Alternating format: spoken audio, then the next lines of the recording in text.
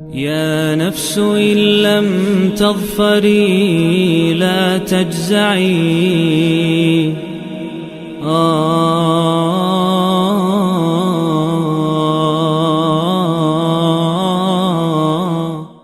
اعوذ باللہ من الشیطان الرجیم بسم اللہ الرحمن الرحیم۔ دوستو الحمدللہ آج ہم سورہ النساء کا 10واں رکوع ترجمے، تفسیر اور گرامر سے سمجھنے کی سعادت حاصل کریں گے انشاءاللہ تعالی۔ تو آئیں شروع کریں۔ یا ایھا الذین آمنوا، کون سے لوگوں؟ اے ایمان والے لوگوں۔ خذو کا مطلب ہوتا ہے ٹیک، یعنی لینا، یعنی تم اختیار کرو حذرکم، پریکاشنز۔ حذر کا مطلب ہوتا ہے پریکاشنز، تدابیر۔ کم اپنی، تم اپنی تدابیر اختیار کرو، فنفرو اور آگے بڑھو، ثباتن گروپس کی شکل کے اندر، ابنفرو یا آگے بڑھو جمیعہ اکٹھے ہو کر۔ یعنی اللہ تعالیٰ فرما رہے ہیں کہ تم نے جنگی تدابیر کو اختیار کرنا ہے اور اس کے مطابق ہی فیصلہ کرنا ہے کہ کہاں تمہیں یہ فائدہ دے گا کہ تم اکٹھے ہو کر آگے بڑھو یا گروپس کی صورت کے اندر۔ وَإِنَّا مِنْكُمْ، اور بے شک، اِنَّا کا مطلب بے شک، مِنْكُمْ تمہارے اندر سے، لَمَنْ لَيُبْطِئَنَّ وہ بھی ہیں جو پس و پیش کرتے ہیں، جو ہیلے بہانے بناتے ہیں۔ اصل میں دوستو یہ والی آیت عبداللہ بن ابی سلول کے بارے میں نازل ہوئی ہے، کیونکہ یہ وہ شخص تھا کہ جو کبھی بھی مسلمانوں کو ذکر پہنچائے بغیر رہ ہی نہیں سکتا تھا۔ اپنی باتوں سے ہر وقت ان کا حوصلہ پست کرنے کے اندر لگا رہتا تھا، اور بعض اوقات تو برملا اس کا اظہار اس طرح سے کرتا تھا کہ جیسے یہ کوئی بہت بڑا عقل مند اور تیز مارخان ہے اور باقی سب اس کے مشورے کے بغیر چلنے والے ناقص العقل ہیں، نعوذ باللہ۔ اور اللہ تعالیٰ فرما رہے ہیں کہ جب بھی کوئی جنگ کے لیے مسلمان نکلتے ہیں تو اس طرح کے لوگ پیچھے سے باتیں بنانا شروع کر دیتے ہیں۔ اب جنگ، جہاں تک جنگ کا تعلق ہے، اس میں فتح بھی ہے اور اس کے اندر ہزیمت بھی ہے۔ تو جب نقصان ہوتا تو اس طرح کے لوگ برملا کہنا شروع کر دیتے کہ یہ ان کا فیصلہ تھا، اگر یہ ہمارے ساتھ رہتے، یہاں پر رہتے تو یہ فائدے میں رہتے۔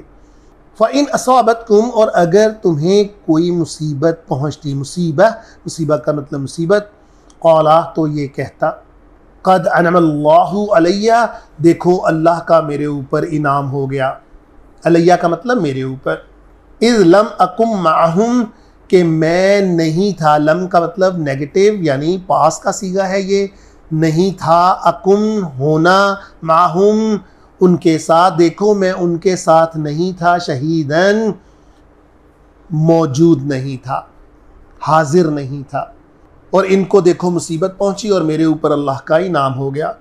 وَلَئِن، اور اگر اصابکم تمہیں پہنچتا، فضل من اللہ، اللہ کا فضل پہنچتا، لَيَقُولَنَّ كَأَن لَمْ تَكُنْ بَيْنَكُمْ، تو یہی بول اٹھتا، کأن لم تکن، اگرچہ تم میں نہیں تھی، بینکم و بینہ، تمہارے اور اس کے درمیان، مودہ دوستی، اگرچہ یہ تمہارے اور اس کے درمیان، اللہ تعالیٰ فرماتے ہیں بالکل بھی کوئی شناسائی یا دوستی نہیں تھی، لیکن یہ پھر بھی اپنے آپ کو زبردستی جوڑتا۔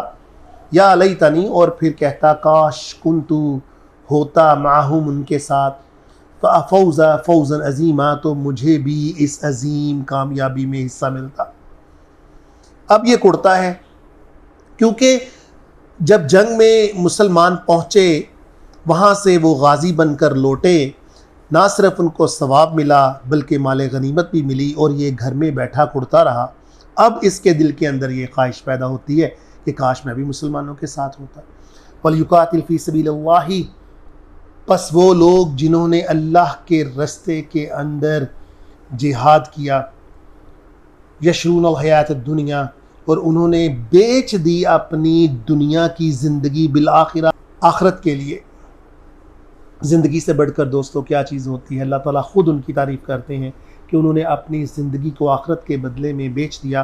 ومن یقاتل، اور وہ لوگ جنہوں نے جہاد کیا فی سبیل اللہ، اللہ کے راستے میں، فلیقتل، اور وہ قتل ہوئے، او یغلب، یا انہوں نے غلبہ پایا، فسوف، وہ ہوں گے، کس میں ہوں گی، نؤتیہ، جن کو میں دوں گا. نون شروع کے اندر اللہ کی طرف اشارہ کر رہا ہے کہ میں ان کو دوں گا. کیا دوں گا؟ اجرا عظیما، بے شمار اور بہت بڑا اجر ان کو دوں گا جنہوں نے خالصتاً میرے راستے کے لیے، میرے لیے جہاد کیا. اللہ بہت زبردست قدردان ہے دوستو، یہ ہمیں کبھی نہیں بھولنا چاہیے. وما لکم، اور کیا ہے، کیا ہوا ہے تمہیں، لا تقاتلون فی سبیل اللہ، کہ تم اللہ کے راستے میں جہاد نہ کرو. کن کے لیے؟ والمستضعفین، ان ناتوان لوگوں کے لیے. ان میں کون ہے؟ من الرجال، ان میں مرد ہیں، والنساء، اور عورتیں ہیں، والولدان، اور ننھے منھے چھوٹے بچے ہیں. الذین، جو یقولون، پکارتے ہیں، ربنا، کیا کہہ کر، ہے ہمارے رب، اخرجنا، ہمیں نکال یہاں سے، من ہذہ القریۃ، اس قریے سے نکال، اس بستی میں سے نکال. کون سی بستی؟ الظالمی، ظالموں کی بستی میں سے کوئی سبیل پیدا کر دے یا اللہ، ہمیں نکال دے یہاں سے، اہلھا، اور اس کے رہنے والوں میں سے ہمیں دور کر دے. اس آیت کی شان نزول مکہ کے مسلمانوں کے بارے میں ہے، اور حضرت عباس رضی اللہ تعالیٰ عنہ فرماتے ہیں کہ میری والدہ صاحبہ بھی ان مستضعفین کے اندر شامل تھیں. تو اللہ حکم دے رہا ہے کہ ان کے اخراج کے لیے، ان کے نکالنے کے لیے جہاد کرو، ان کا ساتھ بنو. وَاجْعَلْ لَنَا مِن لَدُنْكَ وَلِيًّا، اور وہ دعا کرتے ہیں کہ بنا دے لنا، ہمارے لیے، من لدنک، اپنے پاس سے اللہ، ولیًّا، کوئی سازگار ساتھی مقرر کر دے. وَاجْعَلْ لَنَا، اور ہمارے لیے مقرر کر دے، من لدنک، اپنے پاس سے یا اللہ، نصیراً، کوئی مددگار. الذین آمنوا، وہ لوگ جو ایمان لائے، یقاتلون فی سبیل اللہ، اور انہوں نے جہاد کیا اللہ کے راستے میں. اور دوسری طرف کون سے لوگ؟ والذین کفروا، اور جنہوں نے کفر کیا، یقاتلون فی سبیل الطاغوت، اور انہوں نے کس کے راستے میں جہاد کیا؟ طاغوت. طاغوت ہم بتا چکے کہ اللہ اور اس کے رسول کے راستے کے علاوہ جتنے راستے ہیں وہ طاغوتی راستے ہیں. فقاتلوا، پس تم جہاد کرو، اولیاء الشیطان، کن کے ساتھ؟ ان شیطان کے رفقا کے ساتھ تم جہاد کرو. انا قید الشیطان، بے شک، قیدہ کا مطلب تدبیریں، شیطان کی تدبیریں، کانا، ہیں اور ہوں گی، ضعیفاً، کمزور اور بے جڑ کی. اللہ تعالی ہمیں مسلمانوں کا حمایتی ہمیشہ ہمیشہ مقرر کریں، اور ہمیں اس کے اندر حصہ ڈالنے کے لیے اپنے پاس سے تدابیر عطا فرمائیں. وآخر الدعوانا الحمدللہ رب العالمین. صدق اللہ العظیم. يا نفس إن لم تظفري لا تجزعي